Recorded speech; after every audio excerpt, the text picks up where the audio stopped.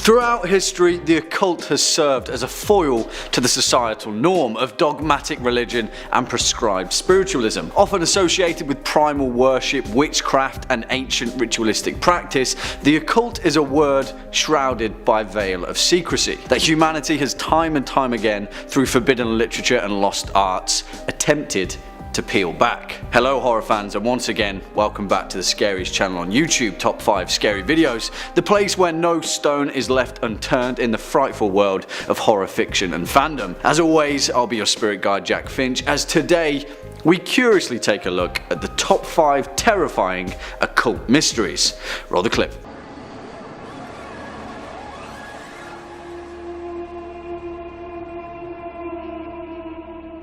Am I here? Granted, the world of the occult is a broad spectrum. What some of us may explain away as the act of a deranged mind, others would argue that there are more mysterious forces at play. The term Satanism is often bandied around as an explanation for these bizarre and often brutal acts, but some of them, well, they don't really have an explanation at all.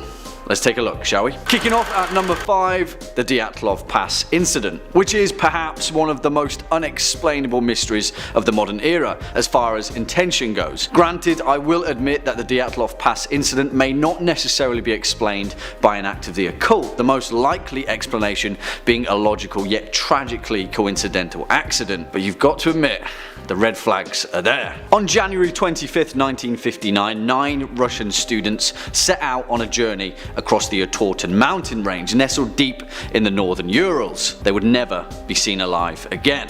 Their tent was originally found by a search party after they'd been missing for over a month. It was found on the uppermost slope of Kholat Syakhl, or Mountain of the Dead in the native language of northern Siberia. All 9 of the students were seasoned hikers and skiers, yet the scene told a different story. Their bodies were found scattered in various bizarre spots around the tent's location. Some of them had burrowed up to 15 feet beneath the snow. Most of them were naked with a string of bewildering anomalies. One of them, Lyudmila Dubinia, was missing her tongue and eyes. Others had broken bones and massive internal trauma, but perplexingly, no external injuries, not even a scratch. Whatever happened on the Mountain of the Dead remains shrouded in mystery. Coming in next at number 4, the San Francisco Satanic Beheading. On the 8th of February 1989, a homeless man, Leroy Carter Jr., was sleeping rough in the Golden Gate Park of San Francisco. That night he was brutally attacked and murdered.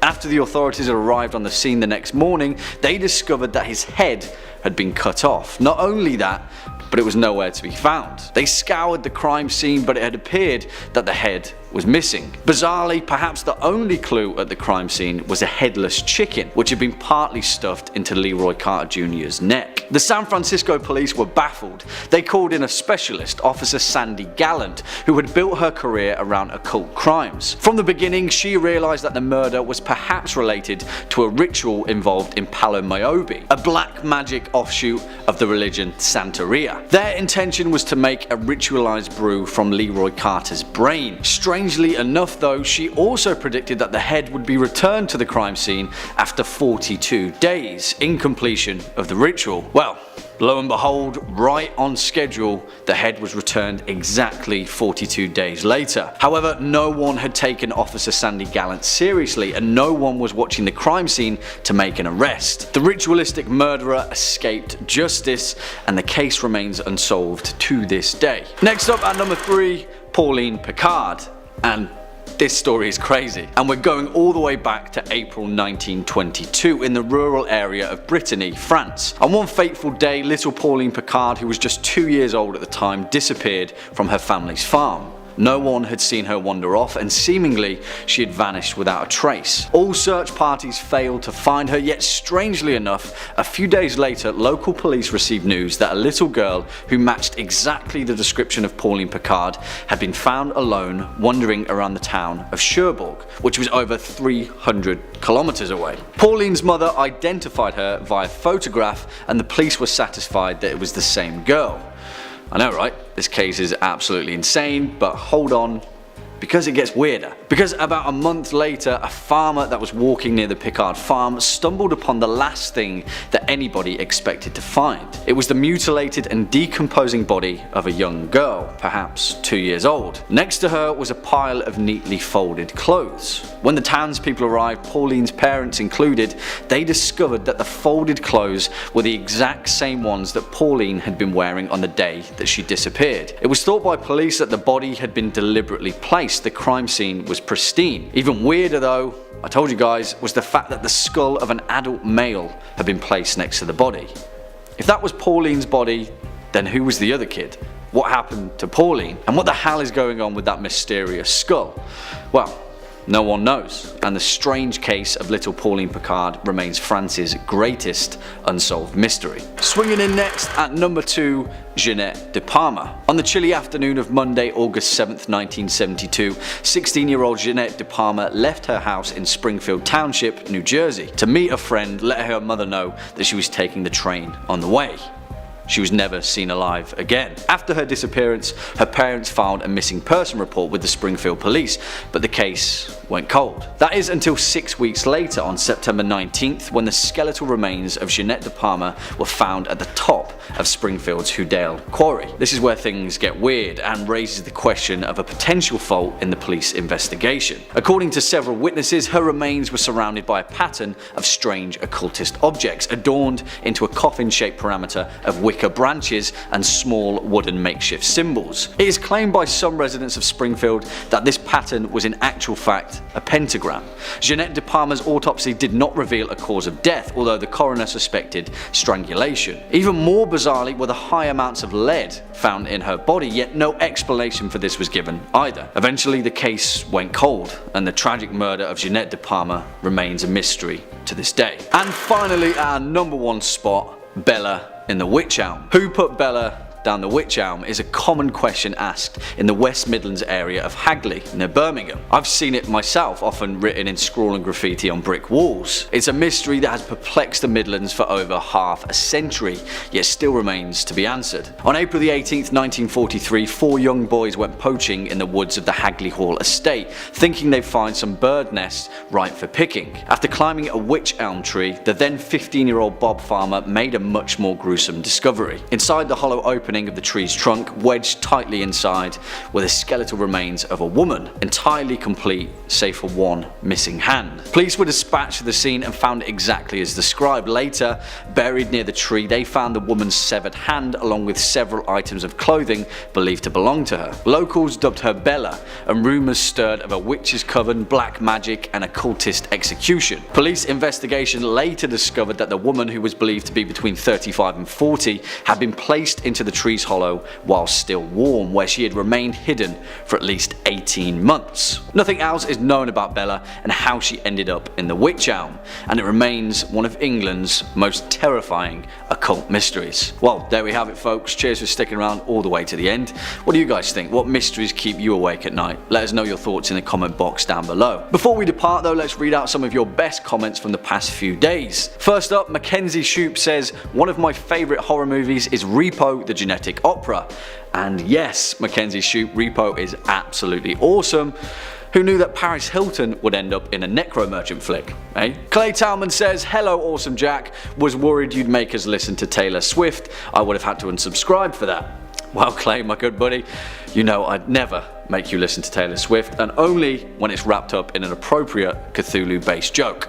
Glad to see you still kicking around. Unfortunately, horror fans, that's all we've got time for in today's video. If you're a fan of this list, make sure to give us a thumbs up and hit that subscribe bell so you can stay updated with our latest and greatest uploads. As always, I've been your host Jack Finch. You've been watching Top 5 Scary Videos, and until next time, you take it easy. The role of the Knowledge Keeper has been integral to our civilization. Since ancient times, figures have emerged in society that beckon toward a more mysterious force at work, offering practices of lost arts that tug at the very fabric of our reality. Through history, they often appear as druids, court magicians, soothsayers, even alleged demonologists, and they have undeniably shaped the way that our civilization perceives the spiritual and the paranormal. Just Just a little precursor, guys, none of the figures that make this list are scary per se.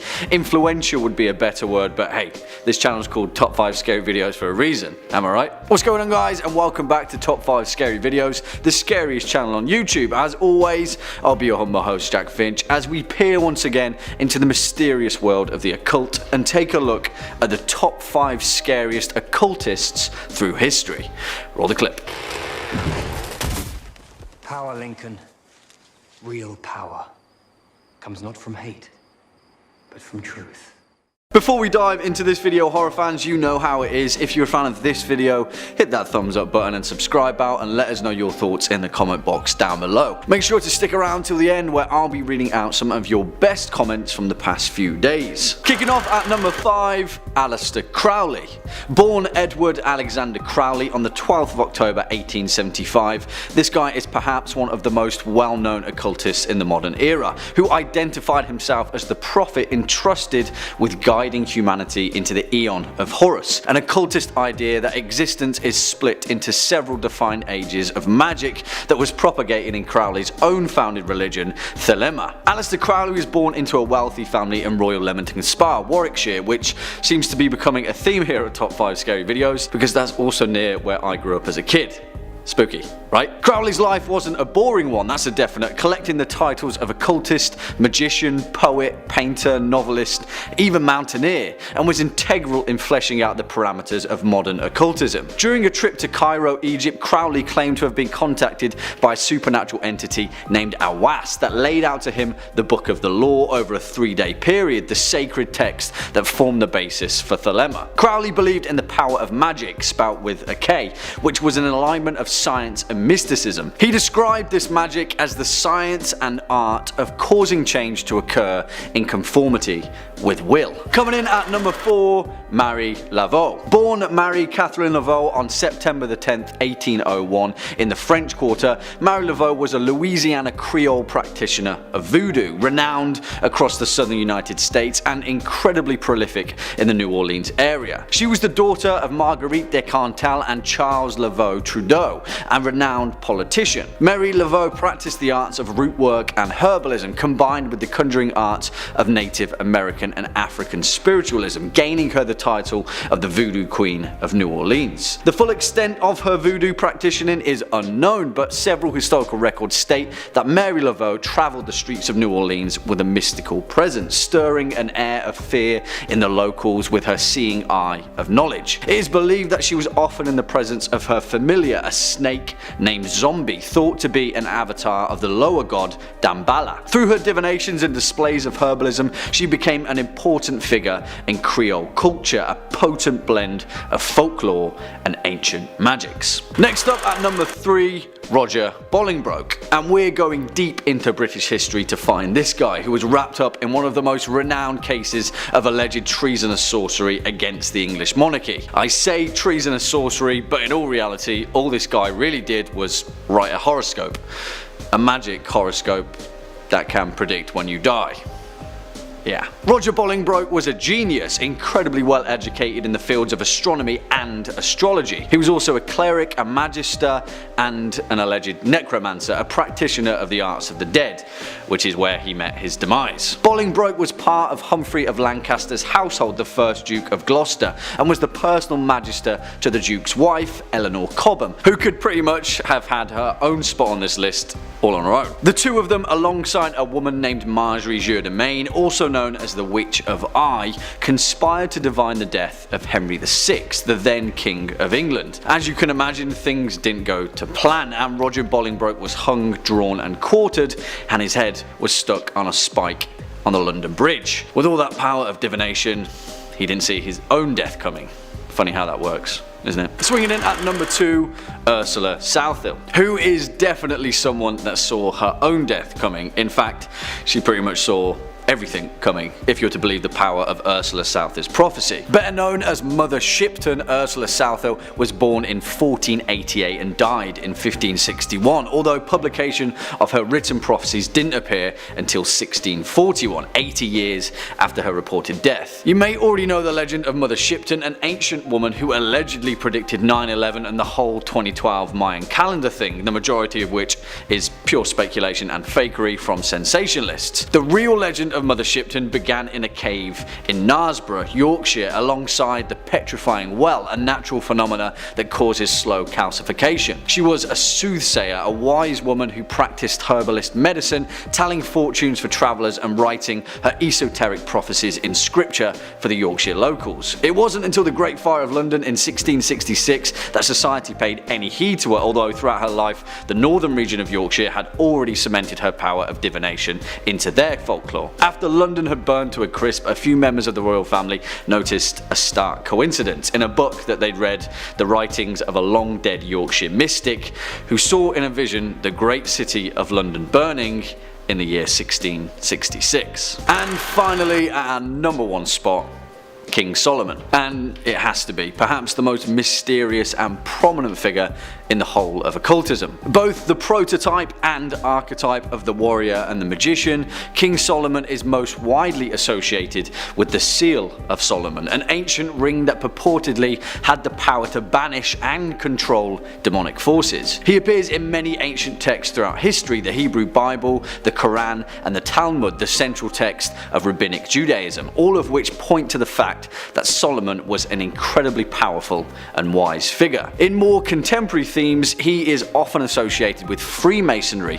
and the building of the Masonic Temple. In history though, his story is much more vague, although several texts allegedly allude to the all-powerful artifacts that were bestowed upon him to have control over the mystical arts. Although the most famous is his seal, the others are his key, also known as the Lesser Key of Solomon, a series of coded pentacles often associated with demonology, and his table, a tablet of stone that was said to be held by the Visigoths. It was lost during the conquest of Iberia, fading into legend. Well, unfortunately folks, that's all we've got time for in today's video, but before we depart, let's read out some of your more creative comments from the past few days. Comrade Kajur says, "Keep up the beautifully scary and entertainingly narrated videos. These scary videos inspire me heavily as an artist, and I'm very thankful for that. It also makes you wonder about the universe in different interesting ways." Well, comrade, that's literally the highest praise I could ever get, and I'm glad that you find inspiration in the cosmic mysteries of the universe. Cheers, buddy. You keep it up. Grid Court says, "I love how you entertain your viewers and keeping everything so interesting. Keep it up, guys. And thank you for always respecting our requests." Well, Grid Court, thank you for being interested and entertained, and thank you all for keeping up the awesome requests. We can't do it without you. On that note, horror fans, make sure to hit that thumbs up button and subscribe out, and show us some love in the comment section below. As always, I've been your host, Jack Finch. You've been watching Top 5 Scary Videos, and until next time, you take it easy. A grimoire, simply put, is an ancient book of spells. Through history, a textbook of alleged lost arts that include instruction for talismanic magic, divination, and in some cases, the summoning and subsequent invocation of supernatural entities, demons, and spirits. Most of these are differing versions of the same text, but somewhere through the bizarre channels of history, a few of them have managed to cling to the fringes of dusty old bookshelves and shut away libraries. So just in case you're a budding demonologist, we better take a look. What's going on, guys, and welcome back to the scariest channel on YouTube, Top 5 Scary Videos. As always, I'll be your spirit guide, Jack Finch, as we delve deep into the vaults of ancient history and take a look at the top 5 scariest demonic grimoires. Roll the clip.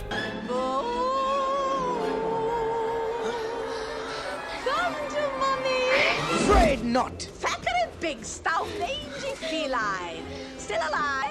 I mean, I'm no expert, but I guess it's safe to say that for any budding amateur demonologist, then this is a list of required reading, although the vast majority of them are pretty inaccessible, so props to you if you can read ancient Sumerian or even Latin, because Latin non est bonum meum. Before we begin, guys, you know how it is by now. If you're a fan of this video, lost literature, or just top 5 scary videos in general, then please be a dear and hit that thumbs up button, as well as that subscribe bell so you can stay up to date with our latest and greatest uploads. Make sure to stick around all the way to the end, where I'll be reading out some of your most creative comments from the past few days. Kicking off at number 5, the Munich Manual of Demonic Magic. A text supposedly written sometime in the 15th century, the Munich Manual of Demonic Magic is a grimoire manuscript that describes the lost ancient rites of demonic knowledge. It is claimed that this text has been largely ignored by scholars throughout history due to its malevolent nature. The text, which is solely composed in Latin, is pretty much a handbook to demonology, and much more worryingly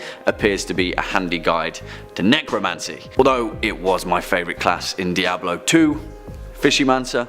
If you know, you know. The text was later picked up and an edited manuscript was published in 1998 by Richard Kiefer, an American medievalist and religious historian, where it was renamed Forbidden Rites and Necromancer's Manual of the 15th Century. Stranger still though, a vast portion of this book has yet to be fully translated, so who knows what the hell is lurking deep within its message. Coming in at number 4, Picatrix, which is a word that I just love saying. Picatrix. Almost sounds cute, right? Well, unfortunately, it's pretty far from that. It has been summarized as the most thorough exposition of celestial magic in Arabic. In actual fact though, Picatrix is a 400-page book of magic and astrology, originally written in Arabic under the title Gayat al-Hakim, allegedly dated all the way back to the 11th century, although some scholars have argued that it was in actual fact written in the first half of the 10th century. Gayat al-Hakim loosely translates to the aim of the sage or the goal of the wise. It wasn't until 1256 when it was translated into Spanish by Alfonso X of Castile and later into Latin where it picked up the name Picatrix. The book synthesizes ancient works of magic with astrology and outlines a practice known as talismanic magic, a celestial power that allegedly draws on the cosmic will of the universe. It also draws on the Neoplatic theory of hypostasis, which essentially is the idea that there's always a bigger fish, and it may or may not be a demon. Next up at number 3, the Grand Grimoire. A text so nefarious and mysterious that most people believe that it's kept deep in the bowels of the Vatican Church's ancient vaulted archives, which, sadly for us, isn't open to the public. While there is no evidence for this, the Grand Grimoire has nevertheless gained notoriety throughout the modern era, with its legend being popularized in the early 20th century. Plain and simple, this grimoire outlines black magic, with different editions dating the book between 1521, 1522 and 1421 respectively, although the most likely versions were written in the early 19th century. The Grand Grimoire is also known as Le Dragon Rouge, or the Red Dragon, and is later divided into 2 sections: the Sanctum Regnum, which outlines the instructions for making a pact with a demon and commanding the spirit through the means of a blasting rod into doing the reader's bidding, including instructions to make a pact with the devil. The second part is known as Le Secret Magique ou le Grand Art de pouvoir parler aux morts, which is the secret magic or the grand art of being able to speak with the dead, which I think is pretty self-explanatory.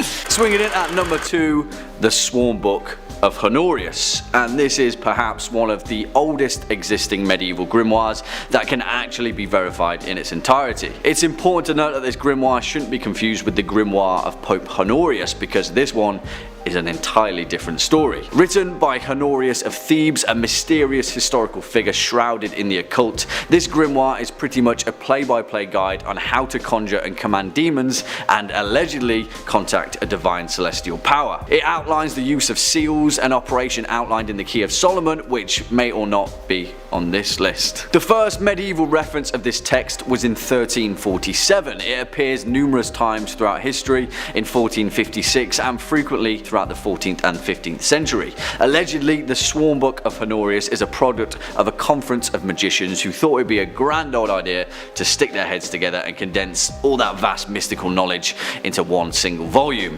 Wow, that volume just so happened to be a staggering 93 chapters of demonic, all-powerful, mystical know-how. That's some pretty heavy reading. And finally, our number 1 spot, the Magical Treatise of Solomon, and the primary means that we even understand the term demon. The Magical Treatise of Solomon is some mystical, funky stuff shrouded in the mystery of an ancient world. Well, the Byzantine Empire to be specific. Also known by its more lofty name, the little key of the whole art of hygromancy, found by several craftsmen and by the holy prophet Solomon, which, you know, if you're going to name something, you may as well name it in full. This grimoire is literally the cornerstone of every grimoire ever made, and serves as the bridge between the Roman era Testament of Solomon and the Renaissance Key of Solomon, where the mystical era of demonology made its return. Allegedly, it was based upon the found scripture of King Solomon, laying out his knowledge to his son Rehoboam, and it is pretty much a guidebook on a vast amount of magical techniques and tools to summon and control a host of demonic spirits, create charms,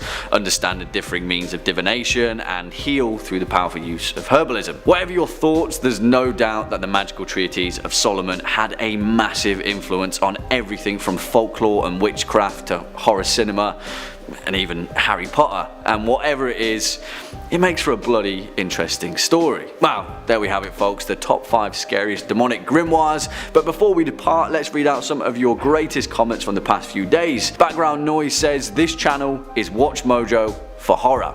Wow, background noise, that's a good thing, right? I don't know, pretty high praise, but we're a bit more niche, right? Next up, Og Narugul says, the witch in the background comes too frequently. Please make the GIF longer or something, it's driving me nuts. Well, that is an absolutely astute observation, but I'll see what I can do. Maybe the editors will magically hear this phrase and do something about it. Well, I guess it's out of my hands now. Thanks for stopping by, horror fans. I sincerely hope you've enjoyed this video. If you did, make sure to speak your mind in the comment box down below. Leave us a thumbs up and hit that subscribe bell. As always, I've been your host, Jack Finch. You've been watching Top 5 Scary Videos, and until next time, you take it easy. Now, we know that a lot of you are ultimately divided on the proclivity of the legendary paranormal investigative duo Ed and Lorraine Warren, the husband and wife pair that have cemented themselves as the modern image of ghost hunting and paranormal investigation across the Western world. So much so that they've spawned an entire franchise of horror films and literature based upon their alleged ghostly experiences, and whether you believe them or not is a different story, because there's one thing that's undeniable. It's interesting. An idea that sparks across our collective consciousness that perhaps beyond this life lies something more. Well, fortunately for us, they're not the only ones throughout history who have made it their life's work to chase ghosts and ghouls through the thicket. So, let's take a look, shall we? Hello horror fans, and welcome back to the scariest channel on YouTube, Top 5 Scary Videos. As always, I'll be your horror host, Jack Finch, as we curiously take a look at the top 5 most famous ghost hunters in paranormal history. Roll the clip.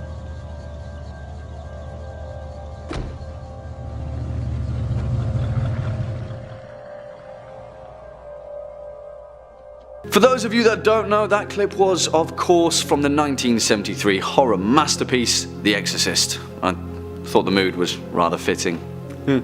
Kicking off at number 5, William Seabrook. Born William Beulah Seabrook on February 22nd, 1884 in Westminster, Maryland, this guy led a pretty interesting life to say the least. Occultist, explorer, world traveller, and even cannibal. William Seabrook cemented himself as a renowned figure of paranormal intrigue, claiming that his thirst for the supernatural was inspired by his grandmother, Piney, an opium addict, child of nature, and a witch. Seabrook established himself as a renegade journalist, traveling the globe and experiencing the spiritual cultures of far-flung worlds. It was in Haiti, though, that Seabrook gained such recognition in the world of the occult and pursuit of the paranormal. While researching his book, The Magic Island, which is also largely responsible for introducing the word zombie into the English lexicon, Seabrook developed a fascination with Haitian voodoo and communing with spirits, which would later become his life's work. Also, The Magic Island directly inspired the 1932 film White Zombie by Victor Halperin, which is widely considered to be the first ever zombie movie and the birth of the zombie genre. Cheers, buddy. Coming in at number 4, Carlis Osis. Which is a great name, right? Rolls straight off the tongue. Born on the 26th of December 1917 in Riga, Latvia, Carlis Osis is perhaps one of the most notable psychologists to dive deep into the rabbit hole of ESP research, or extrasensory perception. Second sight, visions, precognition, communing with the dead. Whatever you want to call it, Carlis Osis laid the foundation of what was then known as deathbed visions. First studied by British physicist and founder of the Society for Psychical Research, research, William Fletcher Barrett. Laid out in his book At the Hour of Death, Carlis Osis spent his life examining life after death scenarios alongside the possibility of using this study to communicate with the dead. Alongside his fellow parapsychologist Erlander Haraldsson, Osis conducted his most important research between 1959 and 1973, when his research paper was finally published by the American Society for Psychical Research, in which the pair claimed that deathbed visions occurred in over 50% of the studied population. Carlis Osis lived to the ripe age of 80, and up until 1997 he was the president of the Parapsychological Association, investigating numerous claims of ghost and poltergeist activity across the United States. Next up at number 3, Frederick Bligh Bond. Born on the 30th of June 1864 in Marlborough, Wiltshire, Frederick Bligh was actually a renowned architect, illustrator and archaeologist before he was a psychic researcher. Throughout his career as an architect, no one was really aware that Bligh was deeply invested into the world of spiritualism and the investigation of the paranormal that was emerging throughout the early 1900s, and would regularly attend seances and visit mediums in an effort to communicate with ghosts. It wasn't until 1907, when he was hired to manage excavations in and around Glastonbury Abbey, that his true motivations began to manifest. Unknown to his employers, Frederick Bligh was convinced that Glastonbury Abbey, an Anglo-Saxon Benedictine monastery from the 7th century, had been built according to the specifications of sacred geometry, and therefore provided a ley line for communication with the dead. Well, his employers didn't like that thought, and he lost his job. But Frederick Bligh Bond spent the rest of his life dedicated to paranormal research, becoming a member of the American Society for Psychical Research and exploring the realm of psychic archaeology. Swinging in at number 2, Montague Summers. And a man who led a very intriguing life, to say the least. Born on the 10th of April 1880 in Clifton, Bristol, Augustus Montague Summers was essentially a self-styled medieval witch hunter and vampirologist dedicated to chronicling the dark forces and supernatural occurrences of the Western world.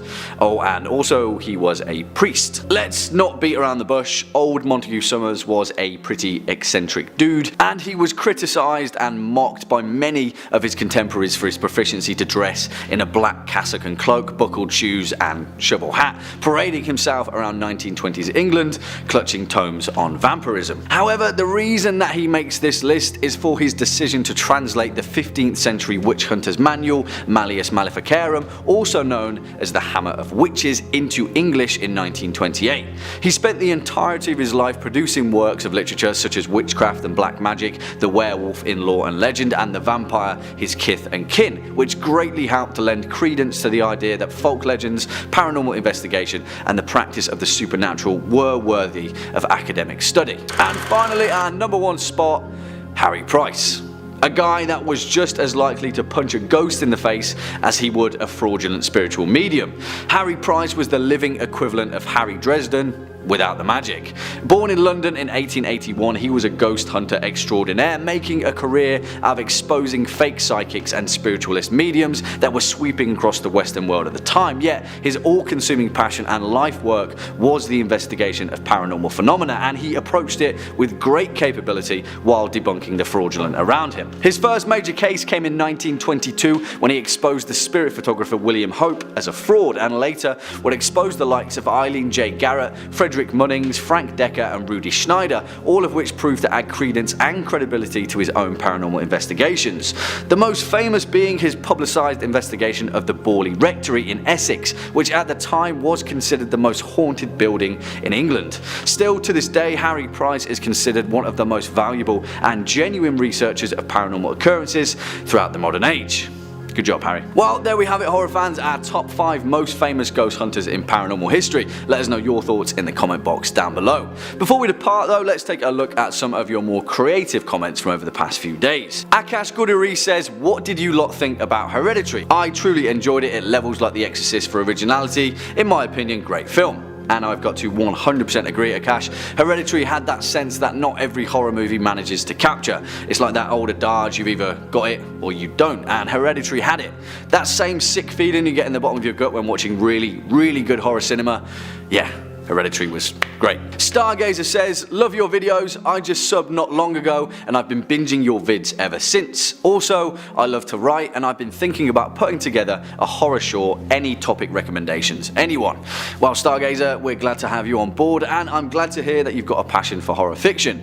Here's one. Why don't you do a horror show on a YouTube host that every time their videos are uploaded, it actually uploads a clone that slowly realizes that they're trapped in their own video and curse for eternity to try and get out. Wait a minute. How long have I been here? Well, unfortunately folks, that's all we've got time for in today's video. Cheers for sticking around all the way till the end. If you're a fan of this video, make sure to hit that thumbs up button as well as that subscribe button, and we'll be seeing you in the next one. As always, I've been your horror host, Jack Finch. You've been watching Top 5 Scary Videos, and until next time, you take it easy. Creepy dark tunnels, don't enter, turn back now. You've been warned. Yeah, sounds like the perfect material for a top 5 scary videos list. Don't worry guys, we've got you covered. Although, you go first and I'll just kind of wait in the entrance, shine a flashlight down there and tell you how scary it looks. Don't worry, you'll be fine. You know what they say guys, spooky is as spooky does, and what I mean by that, I have no idea. But I thought that it sounded pretty cool, so there you have it. Hello horror fans, and once again welcome back to the scariest channel on YouTube, Top 5 Scary Videos. As always, I'll be your horror host Jack Finch as we try our hardest not to go towards that proverbial light and take a look at the top 5 scary tunnels that should never be explored. Roll the clip. It's just our friend, he's gone missing.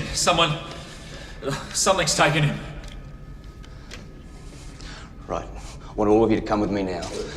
Hey! For the curious amongst you, that clip was from the awesome 2011 Australian horror flick, The Tunnel, and be forewarned because those guys should have never followed him down that tunnel. It's Horror 101 guys, we're better than that, right? Well, without further delay, let's take a look. Kicking off at number 5, the Churchill Tunnel, Virginia. Now, as we've come to realise over our time here at Top 5 Scary Videos, Virginia is a pretty spooky place and it's jam-packed with haunted tales and spooky landmarks, several of which will make this list. One of those is the Churchill Tunnel in Richmond, Virginia, which was built in 1873 and existed without incident all the way until 1902, when allegedly a portion of the tunnel collapsed, trapping several workers inside. The town decided to close the tunnel all the way until the 1920s, and in 1925 the tunnel was reopened, where excavators found the grisly remains of the dead buried beneath the rubble. What makes this tale interesting though is that the Churchill Tunnel is inexplicably tied to the legendary Richmond vampire, a man named William Waltham Poole that was run out of England in the 1800s for allegedly being a vampire, where he made his new home in Virginia. As the legend goes, when the tunnel was reopened, rescue teams found an unearthly blood-covered creature with jagged teeth and flayed skin feasting on one of the victims, which escaped and then fled into a nearby cemetery. Who would have thought it? Spooky stuff. Coming in at number 4, the Blue Ghost Tunnel, Ontario. And we're heading over to my current neck of the woods, the Ontario province of Canada, to a haunted landmark that is often tied up with the legendary Screaming Tunnel in Niagara, but in my opinion, this one's much more terrifying. Also known as the Meriton Tunnel or the Grand Trunk Railway Tunnel, it was built in 1876 and served as a more durable way to cross the canal system in Thorold, Ontario. But during its construction and subsequent use, a total of 107 men met their deaths within its vicinity in a brutal and tragic series of fatal accidents, and its bloody history has earned it the reputation of being one of the most haunted places in Canada. Now it serves as a hotspot for thrill seekers and paranormal researchers across North America who regularly brave its dark domain for its alleged connection to the spiritual realm. Often investigators have reported a blue mist that beckons those that see it venture deeper into the tunnel. There have also been several consistent reports of a strange, choked weeping noise coming from the darkness, yet those that try and find the source of the sound can never quite pinpoint it, as if it's always just out of eyeshot in the darkness. Convenient. Next up at number 3, the Williamson Tunnels, Liverpool. And I've just got to stick this place on our list because I've actually been through a small portion of the Williamson Tunnels, and let me tell you, even without their allegedly sinister nature and demonic urban legends, they're spooky as hell. Built between 1810 and 1840, they were built by renowned tobacco merchant and landowner Joseph Williamson, spreading underneath a large subterranean portion of the Edge Hill area of Liverpool, and no one knows for certain exactly why he built them. The most commonly accepted theory is that Joseph Williamson was a proud philanthropist and used the excavation as a means to employ the homeless, teaching them quarrying and stonemasonry skills along the way, which, when you think about it, is a really nice thing to do, if it's true. Although there are more nefarious theories, some have suggested Williamson was searching for something deep beneath the earth, using the tunnels as a means to escape the end times, while others theorized they were part of a smuggling operation or a tax evasion scheme. Whatever the truth, the Williamson tunnels are a spooky experience, and if you ever find yourself in Liverpool, feel free to explore. Oh wait, yeah, sorry, that's not the title. I mean, do not enter. Swinging in at number 2, Big Bull Tunnel, Virginia. And again, we're heading back to Virginia because, like I told you guys, their #1 natural resource is creepy urban legends, and they do them very well. It's no exception then that the Big Bull Tunnel in southwest Virginia is only ever heard in the whispers and murmurings of the Appalachian locals, and a long forgotten haunted location shrouded in a dark and mysterious past. The exact time of construction of the Big Bull Tunnel is hard to verify, but was discussed in a variety of engineering magazines as far back as 1893. It is likely that construction occurred sometime in the late 1870s, when those that began building it would cement its grisly and violent origins. All in all, dozens of working men fell victim to strange and avoidable accidents, and in 1905, Big Bull Tunnel was site to its first alleged ghost story. As a train broke down outside the tunnel, the conductor went to place a warning on the other side, but when he returned to his crew, what he had witnessed sent shivers down their spine. He told of screams and voices coming from deep within the tunnel, and the crew later verified